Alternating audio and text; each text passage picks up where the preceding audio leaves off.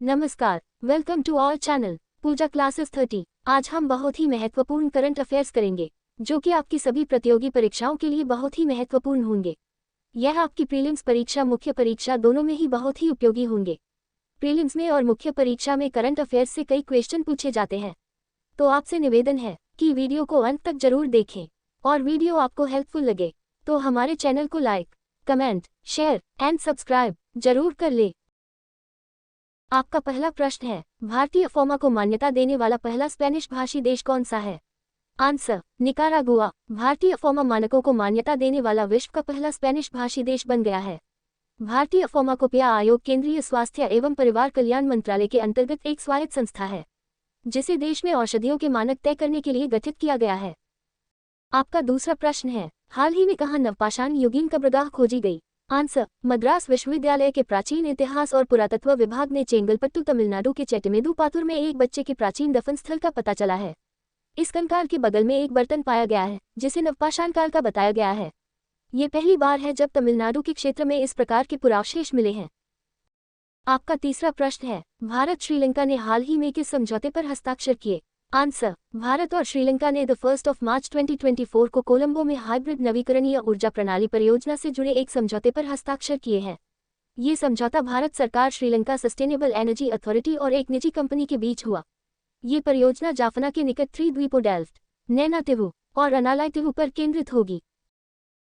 आपका चौथा प्रश्न है, हाल ही में किसे स्टार्टअप ऑफ द ईयर से सम्मानित किया गया? आंसर, 29 फरवरी 2024 को 14वें इंडिया डिजिटल अवार्ड्स में open network for digital commerce ONDC को स्टार्टअप ऑफ द ईयर से सम्मानित किया गया।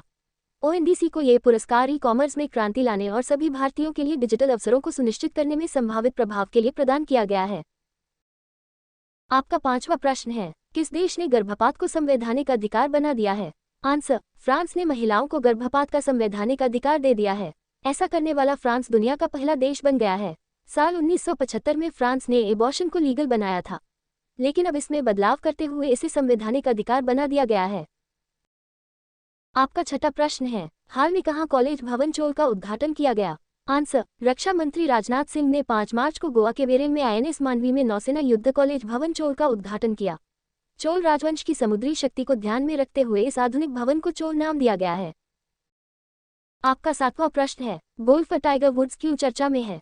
आंसर, विश्व के प्रसिद्ध गोल्फर टाइगर वुड्स को अमेरिकी गोल्फ एसोसिएशन USGA के सर्वोच्च सम्मान बॉब जोन्स पुरस्कार के लिए चुना गया है।